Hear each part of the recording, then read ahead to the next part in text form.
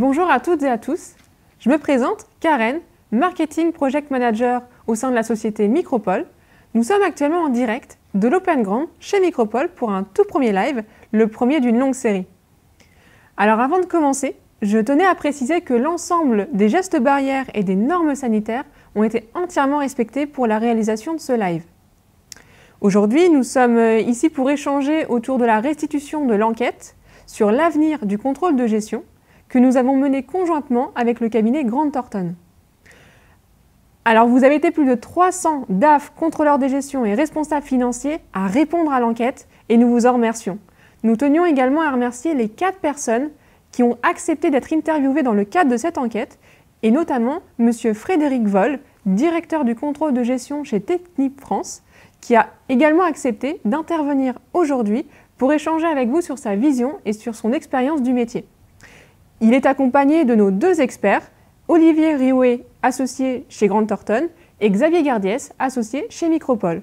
Alors, au cours de ces 45 minutes, nous déroulerons l'ensemble des 4 grandes thématiques que vous avez pu retrouver au sein du questionnaire. Alors tout d'abord, Xavier commencera par la partie People et Organisation, puis Olivier suivra sur la partie Processus. Nous déroulerons ensuite la partie Technologie, puis enfin la partie Vision. Est-ce que le métier de contrôleur de gestion existera-t-il encore dans quelques années? Je vous invite dès à présent à poser l'ensemble de vos questions sur la plateforme tout au long de la session. Xavier, je te laisse donc maintenant la parole. Merci Karen. Le premier volet de l'enquête a permis d'explorer la dimension liée aux compétences et à l'organisation du contrôle de gestion. Et donc ça a été particulièrement intéressant puisque très vite, à travers les réponses, on a senti la nécessité pour les contrôleurs de gestion d'évoluer vers la compétence technologique liée à la data. Et c'est quelque chose qui s'est retrouvé dans toutes les réponses de différentes manières, avec certains répondants qui estimaient que la compétence technologique devait être une composante supplémentaire à la composante de gestion et à la composante business, quand d'autres considéraient que la compétence technologique devait faire partie du métier du contrôle de gestion, mais pour autant être traitée par des individus à part au sein, par exemple, d'une data factory. Cette compétence essentielle de maîtrise de la technologie et des outils n'est qu'un moyen pour permettre au contrôle de gestion d'évoluer vers cette position de business partner ou de manager de la performance qui est rêvée depuis plus d'une dizaine d'années maintenant. Quand on questionne les participants, on se rend compte qu'aucun ne se voit comme data scientist, modélisateur ou comptable ou développeur de bases de données. Tout le monde est très focalisé sur le fait de devenir le business partner. Mais pour ceci, les équipes devront être passionnées par les outils. Les compétences qui seront les compétences de demain dans ce show-là seront des compétences à la fois technologiques, métiers et business, de manière à pouvoir apporter la compétence financière aux métiers et aux opérationnels, tout en étant capable d'utiliser les outils et d'aller explorer les données.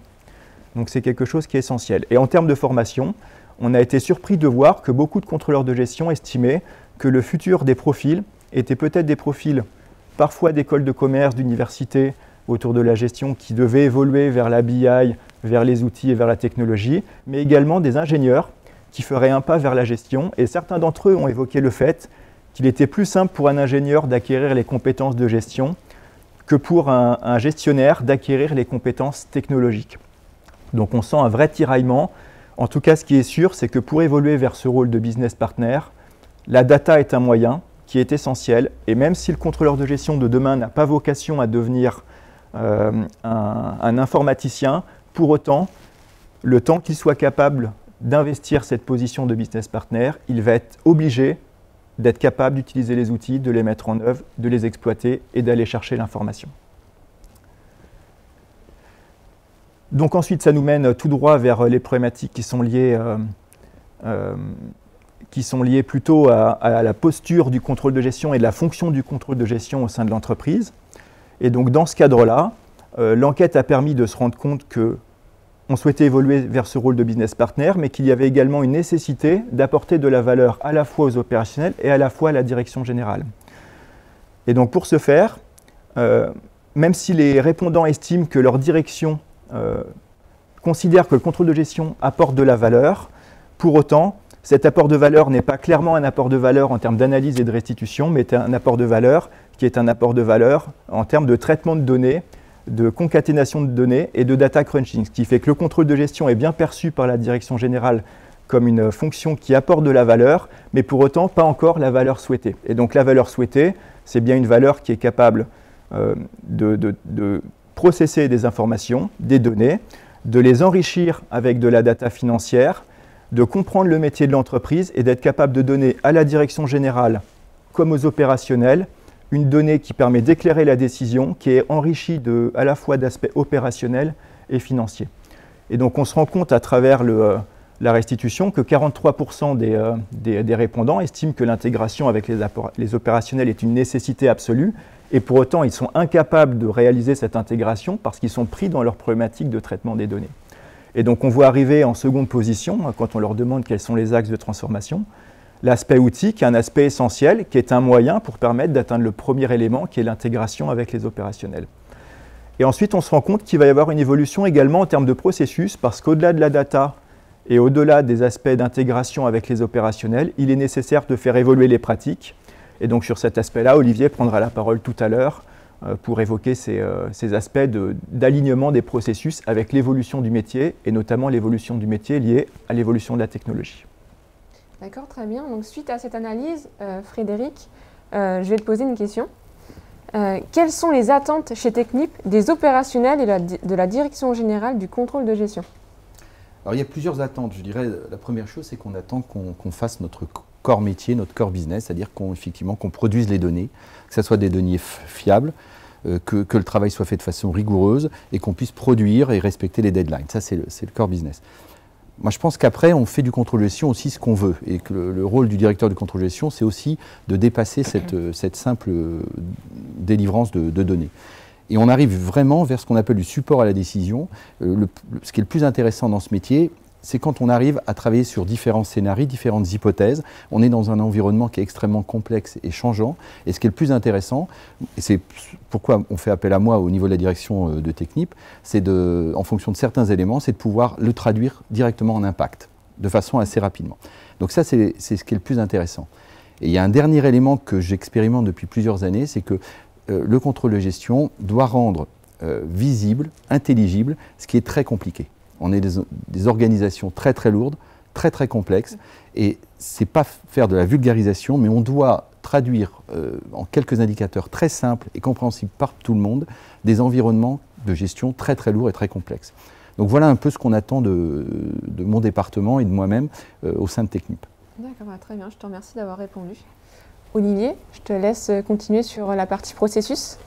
Alors tout à fait, effectivement, on vous a interrogé à travers ce questionnaire sur la partie processus, et en fin de compte, on s'aperçoit, et on l'a bien vu au travers de ce qui a été évoqué précédemment, c'est qu'il y a ce besoin, cette nécessité pour les contrôleurs de gestion, en fin de compte, de pouvoir étendre leur domaine d'analyse. C'est-à-dire qu'aujourd'hui, on n'attend plus des contrôleurs de gestion qui fassent simplement de l'analyse de données financières uniquement, mais c'est la capacité, effectivement, à pouvoir croiser l'ensemble des données de l'entreprise. Alors, on pense aussi que la crise est passée par là, parce que quand on voit qu'aujourd'hui, plus d'un tiers des répondants mettent la masse salariale et le pilotage de la masse salariale comme étant une de leurs priorités à intégrer ou à mieux intégrer dans les processus de pilotage, effectivement, on pense que les éléments de la crise font que tout le monde a conscience que la masse salariale n'est pas simplement un coût, mais doit pouvoir être pilotée au même titre que l'ensemble des autres ressources de l'entreprise. C'est pour ça aussi qu'on parle de plus en plus ce qu'on appelle d'Extended Planning Analysis, c'est la capacité à avoir cette vision à 360 degrés de l'organisation. Autre élément qui était important dans le cadre de l'enquête, c'est de voir quelles étaient les priorités, quelles sont vos priorités pour l'année qui vient. Donc, une des priorités pour l'année qui vient, c'est effectivement le pilotage du cash. Là aussi, il n'y a pas de mystère, on voit les effets de la crise et toutes les organisations ont une nécessité de mieux piloter leur cash. Maintenant, quand on regarde à un deuxième niveau, quels sont les éléments qui ressortent, on voit que le pilotage des coûts, mais aussi le pilotage stratégique, revient grandement en force. Tout simplement aussi, on le voit encore avec l'environnement dans lequel on est, de plus en plus incertain. Les business models ont été mis à rude épreuve ces dernières années et ces derniers mois. Donc il est nécessaire de se reposer des questions sur toute la partie planification stratégique et aussi pilotage des coûts. L'objectif pour les dirigeants, ce n'est pas de couper aveuglément dans les coûts, c'est de mieux les maîtriser et de mieux les piloter. Donc ça, effectivement, on voit que ce sont les priorités aujourd'hui du contrôle de gestion pour l'année qui vient. Autre élément qu'on a pu analyser, c'est concernant la partie process budgétaire, c'est-à-dire depuis la planification stratégique, le budget et les reprévisions. Donc, on ne voit pas le budget disparaître, le budget va continuer de persister, mais beaucoup plus dans la capacité à donner un cap, à donner une orientation. Par contre, ce qui est important de voir, c'est la nécessité de reprévoir plus fréquemment et, fin de compte, de pouvoir mettre à disposition plus rapidement de l'information auprès des opérationnels.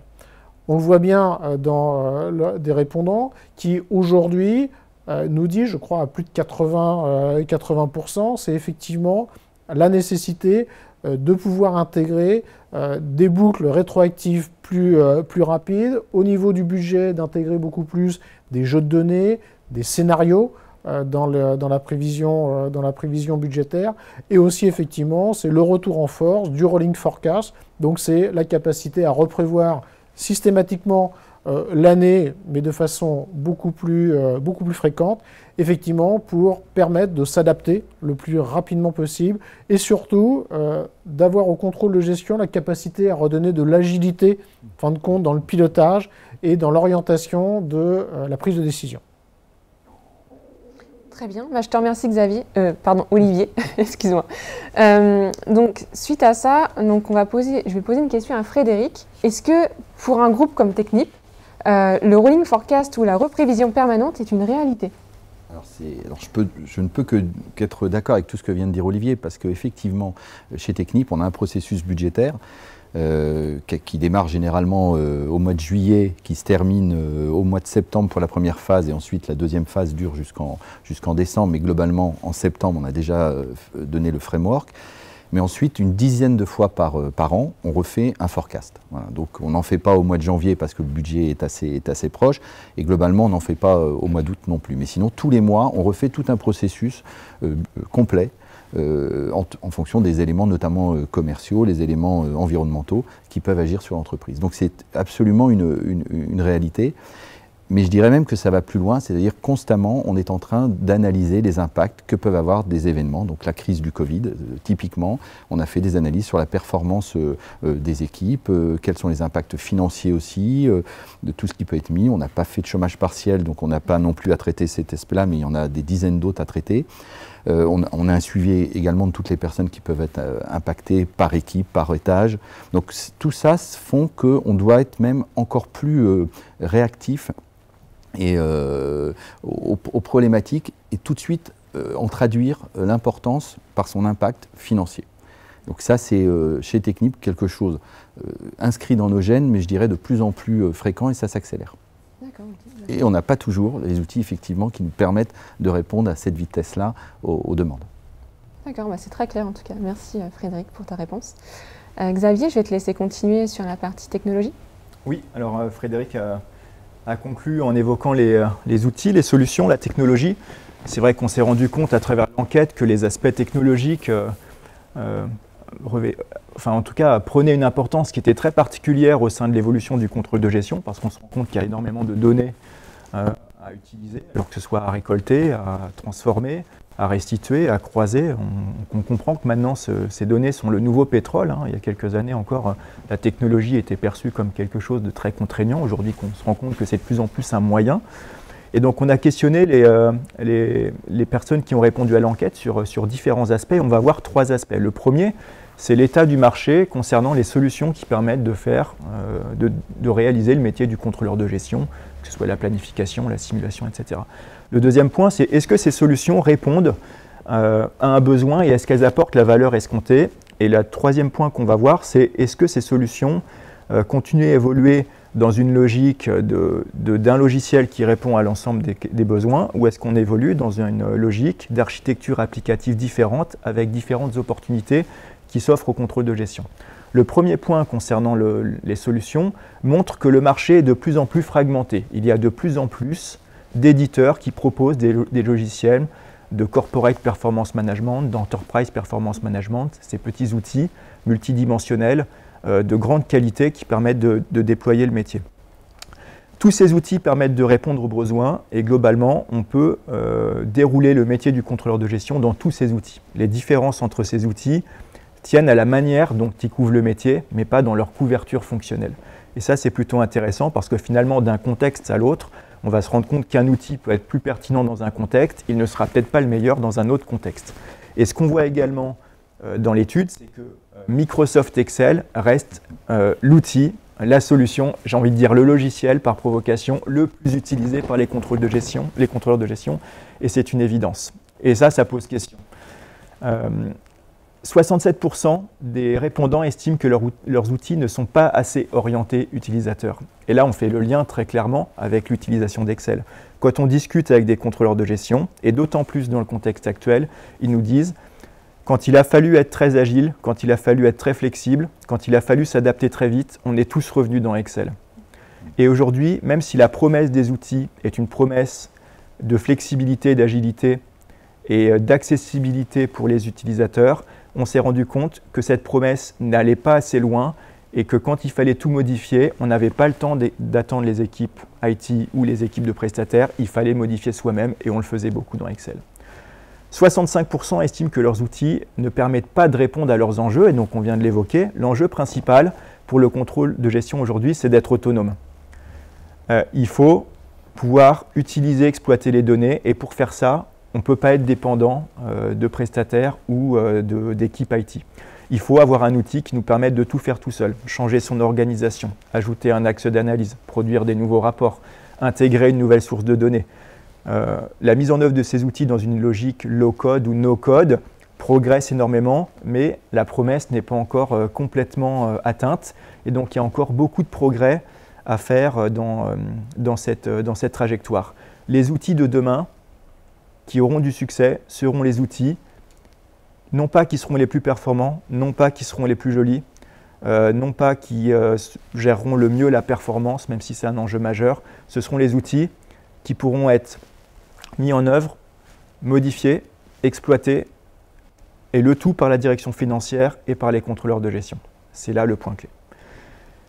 Et donc sur le dernier point de cette analyse au niveau de l'enquête, donc qui nous amène directement à la dernière slide, on se rend compte que la trajectoire de l'outillage des contrôleurs de gestion ne va pas aller que vers l'usage de logiciels individuels unitaires.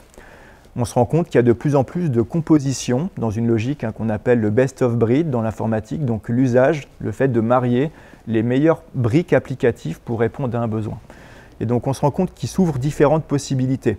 Les outils EPM sont une réponse qui permet de couvrir à peu près l'ensemble des besoins de l'intégration, le stockage de données, l'analyse, le croisement, la restitution, la visualisation.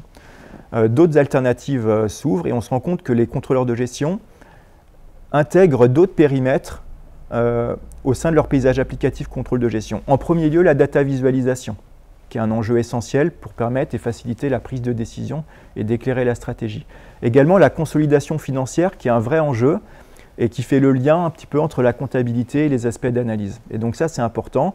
Une majorité des répondants, mais une courte majorité, estime que la consolidation financière va être intégrée dans les outils de pilotage financier et les outils à la main du contrôle de gestion. C'est très serré, on se rend compte qu'il y a encore deux écoles. Certains nous disent oui, c'est une évidence. D'autres nous disent non, un outil qui fait tout, ne fera tout moyennement, mais ne fera pas tout correctement. Et donc on voit émerger des architectures où certains font le choix de composer avec un outil d'alimentation des données, un outil de gestion des référentiels, un outil qui permet de les croiser ou de faire de la saisie, et puis des outils qui permettent de faire de la restitution.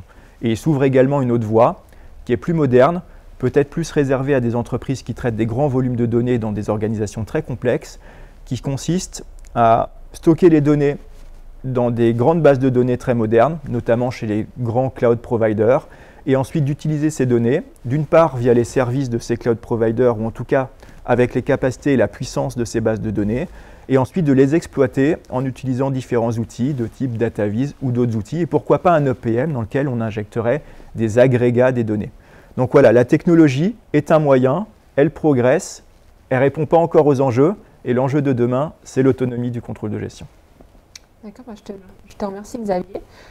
Suite à tes explications, Frédéric, quelles sont vos attentes en tant que directeur du contrôle de gestion des solutions de type EPM et BI? Alors j'ai une première remarque à faire, c'est que pour ceux qui ont un peu de vécu dans le contrôle de gestion, on a vécu ces 20-30 dernières années déjà 2 ou 3 révolutions. Et là, on fait face à une troisième. Ceux qui ont commencé il y a 20 ans au contrôle de gestion ont commencé avec multiplans. Alors ceux qui se rappellent, c'était vert, c'était jaune, on ne pouvait rien faire avec. Et on faisait en fin de compte tout le travail de contrôle de gestion sur du papier. Ensuite, il y a eu Excel. Et effectivement, Excel est encore aujourd'hui un outil standard du contrôleur de gestion, très pratique d'accès, qui a connu lui-même une première révolution, c'est les tableaux croisés dynamiques, qui ont été une vraie révolution parce que ça a redonné la main aux contrôleurs de gestion sur de l'analyse. Pas sur de la présentation forcément, parce que ce n'est pas très facile à présenter des tableaux croisés, mais au moins sur la production de ces données. On reprenait la main. Aujourd'hui, moi je suis persuadé que alors Power BI par exemple, si on veut rester dans la suite, est une autre révolution, ou les autres outils de BI. C'est-à-dire on redonne la main aux contrôleurs de gestion, mais globalement à tous les opérationnels, sur la façon dont on fait parler les données. De mon point de vue, l'IT a gelé un petit peu toute cette intelligence-là en mettant des contraintes techniques en lieu et place ou préalablement à l'analyse des données. Je trouve qu'aujourd'hui, avec les outils qui apparaissent, on redonne les données, on redonne la possibilité de faire parler ces données aux gens qui savent le faire. Aux opérationnels, les contrôles de gestion pour les données finances, mais ça peut être la production pour les données de charge, la RH pour les données d'effectifs. On redonne la main aux opérationnels et pour moi, ça c'est quelque chose d'essentiel. Donc effectivement, pour nous, toutes les solutions de performance management ou business intelligence sont quelque chose qu'on va prendre énormément en compte dans les années qui viennent. Encore une fois, pour redonner de l'intelligence. Et comme le disait Xavier, on fait parler des données, on fait parler, on les présente. Voilà. Et donc ça, c'est très important. Donc reprendre la main sur les données, ça c'est le premier point important au niveau du contrôle de gestion. Une fois qu'on a ces données, utiliser notre expertise métier pour en sortir des conclusions ou donner des axes ou un éclairage au management. Et le troisième point, c'est de le faire connaître et de le présenter. Voilà. Et ce sont les 3 éléments qui pour moi sont essentiels dans nos choix d'outils EPM, BI dans les années qui viennent. D'accord. Écoute, je te remercie pour ta réponse, Frédéric. Olivier, je te laisse donc conclure sur la partie vision. Du coup. Alors effectivement, on peut se poser la question de quel est l'avenir. On voit bien que beaucoup de fonctions dans les entreprises sont en train d'être bouleversées et on peut se poser la question quel est l'avenir du contrôle de gestion. Est-ce que demain le contrôle de gestion va disparaître ou pas de l'entreprise? Alors déjà, une bonne nouvelle, c'est que 75% des répondants sont quand même confiants dans leur avenir, du fait qu'ils estiment que d'ici 10 ans, ils existeront toujours. Maintenant, quand on regarde les chiffres à un deuxième niveau, on voit bien que le contrôle de gestion va grandement évoluer. C'est certainement une des fonctions, quand on regarde la direction financière. Les comptables ont tous évolué vers des centres de services partagés et des fonctions centralisées. La trésorerie, initialement aussi, avec les pools, ont tous évolué vers de la centralisation.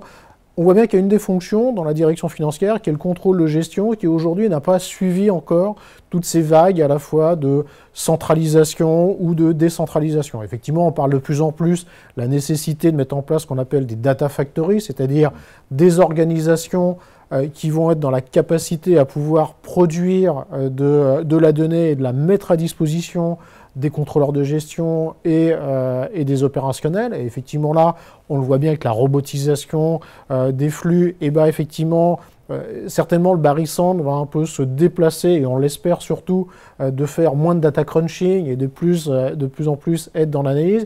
Et on voit effectivement que pour plus des 3/4 des répondants, le contrôle de gestion doit évoluer de plus en plus vers la stratégie et la prise de décision.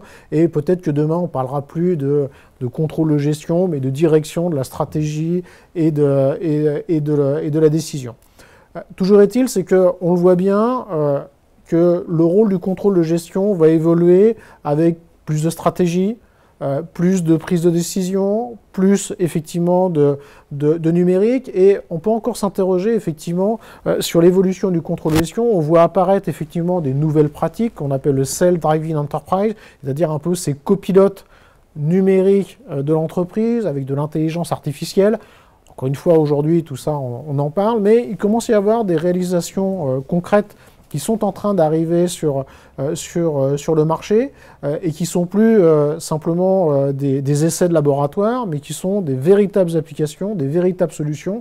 Et donc là, on peut se reposer la question, mais je pense que ça mettra encore un petit peu de temps, 5, 10 ans, avant que ça arrive dans les organisations, où on va avoir arrivé ces copilotes numériques. Alors, est-ce qu'ils viendront remplacer globalement les contrôleurs de gestion?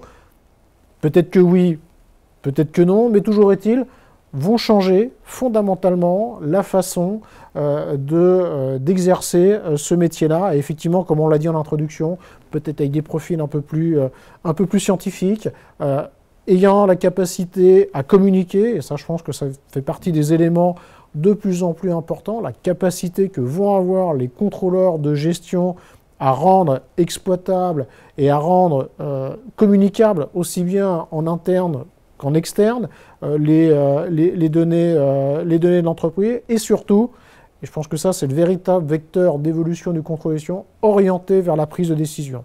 Aujourd'hui, quand on rencontre des dirigeants, ce qu'ils attendent de leur contrôleur de gestion, ce n'est pas de la précision à la deuxième décimale, mais c'est la capacité à pouvoir dire quelle décision je dois prendre, quelle direction je dois aller, quelles ressources je dois arbitrer, comment est-ce que je dois repenser peut-être mon organisation, mes processus. Et donc, l'avenir du contrôle de gestion, il est certainement dans cette voie-là.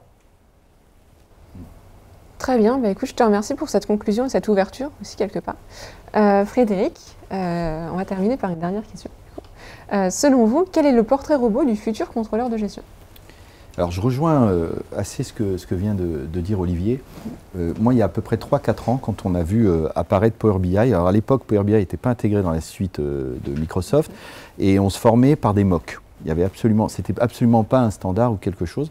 Et nous, on l'a connu par un jeune qu'on avait embauché, qui n'était pas français, donc qui apportait peut-être aussi une vision un peu externe, et qui lui se formait tout seul le soir ou le week-end au mock. Et il nous en a fait part. Et à partir du moment où on a découvert un peu ce que ça allait donner, et qu'on s'est renseigné, à peu près, moi je mets 40% des objectifs de chacune des personnes de mon équipe dans le fait de s'approprier les outils de BI. Voilà. Depuis 2 ans, 40% de leurs objectifs sont basés uniquement là-dessus. Donc des formations, des auto-formations, accaparer des outils, proposer des types de rapports BI. Pour moi, je leur ai dit clairement, et c'est une discussion que j'avais aussi avec des gens de Dauphine, si le contrôleur de gestion, dans les 2-3 ans qui viennent, ne maîtrise pas Power BI, et si les jeunes qui sortent de l'école, de l'université, ne maîtrisent pas un outil BI, ils n'auront pas de job. Donc oui, je rejoins le fait, le contrôle de gestion tel qu'on a connu actuellement va disparaître s'il n'évolue pas. Donc il disparaîtra parce qu'effectivement les outils seront là pour faire le travail à sa place, beaucoup plus d'autonomisation, parce qu'on saura faire le travail basique beaucoup moins cher dans des SSO.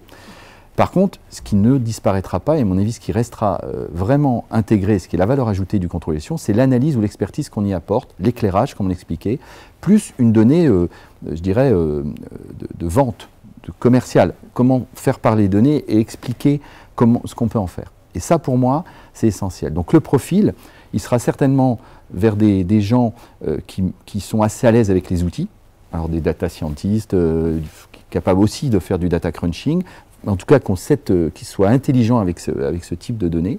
Ça, c'est la première chose. Mais on aura aussi besoin d'experts et d'experts métiers pour faire parler ces données.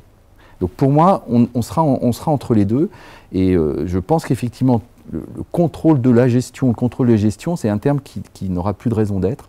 Et on se veut depuis longtemps business partner, mais je pense que si on veut faire quelque chose d'intelligent avec le contrôle de gestion, on devra de toute façon le faire. Moi j'aime beaucoup le terme de direction, d'aide à la décision ou direction de la décision. C'est peut-être aussi rattaché à la direction de la stratégie, hein, et plus à la finance, mais c'est à mon avis tout à fait l'évolution du contrôle de gestion dans nos entreprises.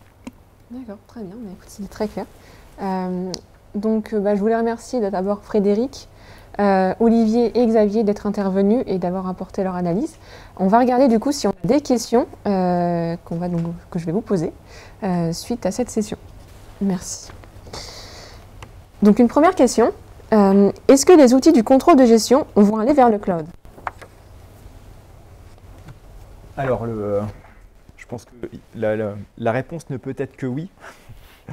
Alors, les outils du contrôle de gestion, mais tous les outils informatiques, de toute manière, c'est une tendance. Il y a 10 ans, on pouvait encore hésiter. Il y a 5 ans, on pouvait avoir peur. Il y a encore 2 ans, on pouvait se dire qu'on était différent des autres et qu'on n'irait pas vers le cloud. Aujourd'hui, en 2020, presque en 2021, il n'y a plus aucune question à se poser. Les infrastructures cloud sont plus sécurisées que les infrastructures des entreprises. Les aspects financiers sont évidents, la flexibilité est évidente, l'apport de services complémentaires dans des infrastructures cloud au sens large est évident. Donc oui, tous les outils vont aller vers le cloud. Et même si aujourd'hui on aborde une période de transition où les deux vont cohabiter, il n'y a aucun doute sur le fait qu'on va aller vers le cloud de manière massive et qu'il n'y aura aucune question à se poser. On l'évoquait il y a quelques heures encore avec des collègues.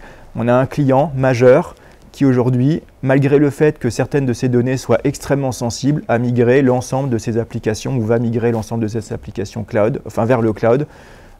Et donc ce qui est une première dans ce type d'activité. Donc oui, tout le monde va y aller, les apports sont évidents, la rentabilité est évidente, les apports pour le métier sont évidents, donc la réponse est oui sans aucune hésitation. Oui.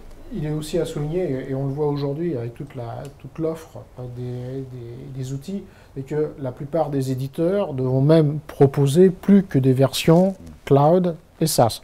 Alors effectivement, on peut se poser la question, le SaaS c'est bien, mais ça veut dire que je pourrais plus faire de développement spécifique, je pourrais plus faire d'ajustement, mais est-ce que c'est pas, fin de compte, un mal pour un bien, effectivement, à un moment donné, d'arrêter de vouloir systématiquement redévelopper du spécifique et à un moment donné, d'avoir des solutions peut-être qui vont un peu moins coller forcément à tous les désirata qu'on voudrait de pilotage du modèle, mais qui auront la capacité, encore une fois on l'a vu à travers des évolutions, hein, on veut pouvoir faire du rolling forecast, on veut pouvoir reprévoir plus fréquemment, on veut pouvoir intégrer des hypothèses, il faut qu'on ait des solutions qui soient facilement utilisables, paramétrables, et que si à un moment donné, on sait très bien, et on le sait tous, qu'à partir du moment où on met du spécifique, et ben de toute façon, on va scléroser à un moment donné la solution. Donc c'est pour ça que je pense qu'effectivement, d'arriver sur les solutions SaaS et cloud va aussi permettre de se reposer les questions sur l'essentiel, de quoi est-ce que l'on a véritablement besoin pour piloter, pour prendre des décisions, et se recentrer effectivement là-dessus, quitte peut-être à avoir à côté, et on le voit bien, Excel reste encore une solution privilégiée par les contrôleurs de gestion, mais beaucoup plus pour faire de l'analyse ad hoc à un moment donné et pouvoir aller chercher des éléments complémentaires d'analyse. Donc c'est pour ça que cette évolution vers le cloud, au-delà de l'aspect aussi sécurisation de mobilité, hein, qui est aussi une véritable demande croissante des clients, d'avoir la capacité à pouvoir consulter sur une tablette, sur un smartphone, à distance les chiffres, et c'est un véritable besoin, une véritable réalité, bah peut-être qu'aussi on va revenir à des choses plus simples, hein, le back to basic, hein, on va revenir à des choses qui vont permettre, en fin de compte, de piloter l'essentiel de ce qu'on a besoin. Alors j'aurais, moi, en tant qu'utilisateur, donc je rejoins assez le fait que l'évolution vers le cloud, elle est lancée, qu'on n'y reviendra pas.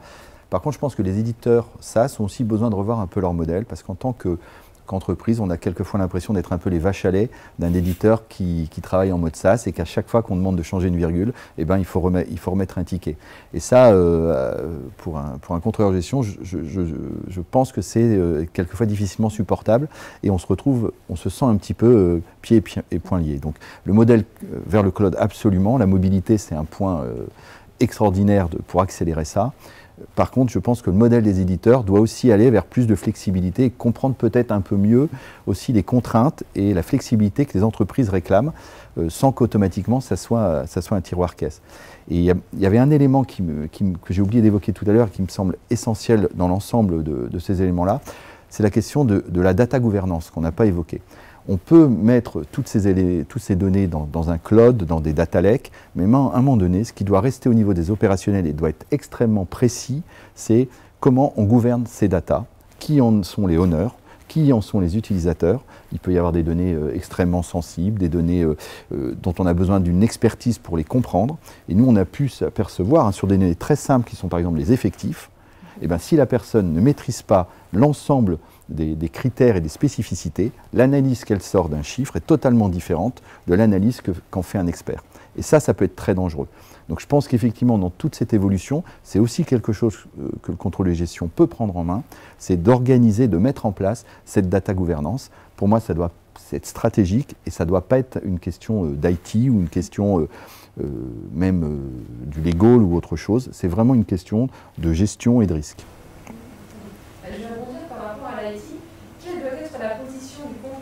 Vis-à-vis de l'IT dans les changements d'outils? Je pense qu'on est des véritables partenaires sur l'IT. Bon, je pense qu'on a vécu toute une période où c'était vraiment le côté IT qui drivait.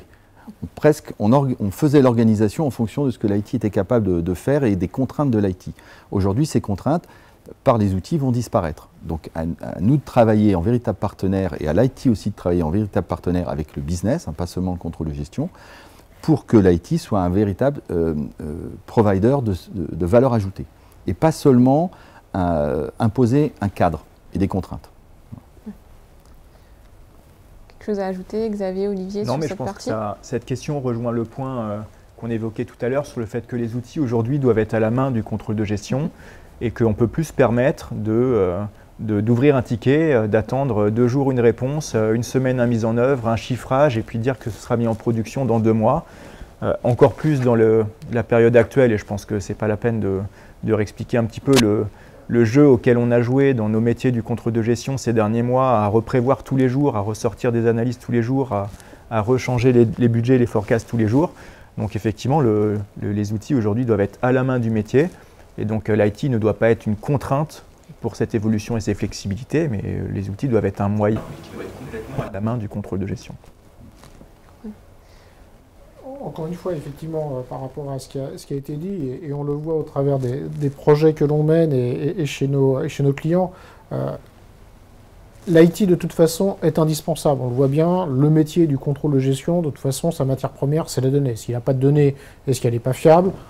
On ne fait pas grand-chose avec ça.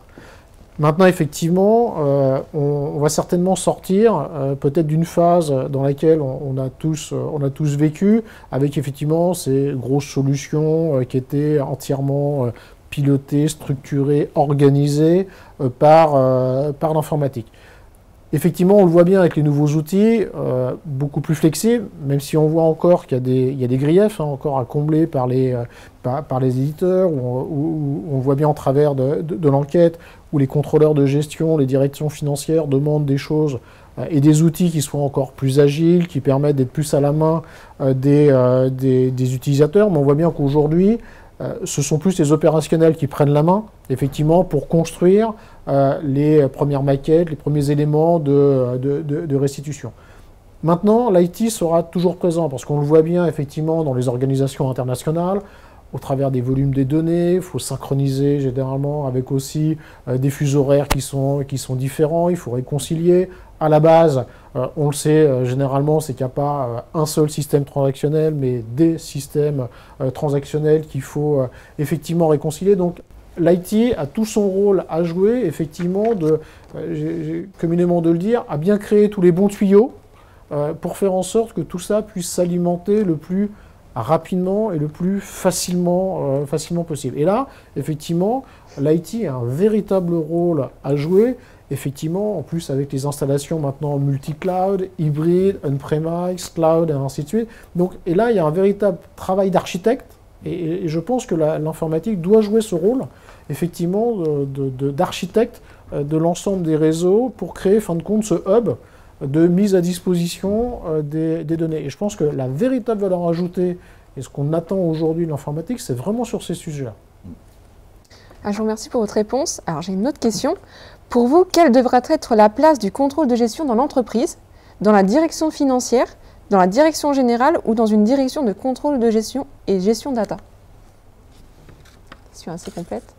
Oui, non, mais c'est une bonne question. Je pense que on sent que d'un côté, le contrôle de gestion doit se rapprocher des opérationnels parce que les analyses qu'il doit apporter par le croisement des informations financières avec les données opérationnelles doit permettre de mieux piloter l'organisation d'un point de vue opérationnel, opérationnel et tactique, j'ai envie de dire. Et donc il y a un pas à faire de ce côté-là et la position de la fonction en tant que business partner n'est pas encore assise et on doit encore valider et en tout cas confirmer le fait qu'on est capable d'être business partner, donc d'aller vers l'opérationnel. Et on le voit bien à travers le fait qu'on outille à la fois les opérations, puis la supply chain, le SNOP. Donc on outille l'entreprise en capacité d'analyse et de pilotage, de planification du côté opérationnel. Et en même temps, il faut confirmer l'apport de valeur auprès de la direction générale, des managers ou des directeurs, des C-level, en se posant en apporteur de décision et d'éclairage de la décision. Et dans ce cas-là, on doit aller plutôt vers la direction générale. Après, la question est de savoir si le contrôle de gestion va rester au sein de la direction financière et devenir une direction de la décision, ou en tout cas un soutien à la stratégie, si c'est le directeur financier qui va prendre ce rôle, ou si finalement il va y avoir quelque chose qui va émerger autour de la décision et par l'usage de la data, mais la data reste le moyen, et qui va faire devenir le contrôleur de gestion, ce performance manager, qui va être quelqu'un qui va être capable d'apporter les informations pour piloter la performance à la direction générale et aux opérationnels. Donc après, est-ce que ça se fera au sein de la direction financière ou est-ce qu'on va cantonner la direction financière aux opérations comptables, de croissance externe, organique, et faire de cette direction de la décision quelque chose rattaché à la stratégie et à la direction générale? C'est possible. Est-ce que ça va rester dans la direction financière? C'est l'avenir qui nous le dira. Peut-être un élément complémentaire d'analyse, et je pense qu'on voit effectivement depuis ces 10 dernières années, alors qu'on ne voyait pas forcément des directeurs financiers devenir directeurs généraux et prendre la présidence d'entreprise. En fin de compte, c'était plutôt les fonctions commerciales, marketing ou de production quand on était dans le milieu manufacturing qui prenaient ces postes-là. Aujourd'hui, on est en train de voir une véritable évolution où les directions finance, contrôle de gestion sont capables de devenir patrons de BU, sont capables de devenir directeurs généraux d'un certain nombre d'entités. Donc on voit bien effectivement que le contrôle de gestion, la direction financière, s'il est capable d'évoluer, donc de devenir effectivement ce business partner, de devenir effectivement cette direction capable d'aider à prendre des décisions, donc devenir quelque part stratège, et ben, le contrôle de gestion a aussi peut-être une voie ouverte qui n'était pas historiquement celle qu'on pensait pour ces fonctions-là, d'arriver jusqu'à des postes de direction générale, voire de présidence de groupe, et on le voit bien. Aujourd'hui, l'histoire l'a montré que des directeurs financiers, directeurs de contrôle de gestion sont arrivés à des postes de direction générale, et qu'une véritable évolution, alors qui peut paraître un peu choquante au niveau de la France, mais qui, quand on regarde dans les pays anglo-saxons, on voit qu'effectivement, le monde de la finance est beaucoup plus capable de prendre des postes de direction générale. Donc c'est une évolution qu'on est en train de voir en France, et peut-être que c'est l'avenir aussi des contrôleurs de gestion. Alors moi, j'ai failli prendre un joker sur cette question. Donc le contrôle de gestion, bon, aujourd'hui, il est très bien là où il est au niveau de la direction financière, mais effectivement, il peut être amené, ce serait assez naturel, à travailler sur des données qui ne sont pas des données financières. Voilà, des données de charge, des données de performance, des données d'effectifs. Et effectivement, dans cet aspect-là, il y aurait une certaine cohérence à le rapprocher d'une direction de la stratégie ou d'une direction générale. Donc je pense que le modèle est à positionner, c'est à écrire. Il n'y a rien pour l'instant de bloqué. Ça dépend encore aussi des entreprises, ça dépend aussi des hommes.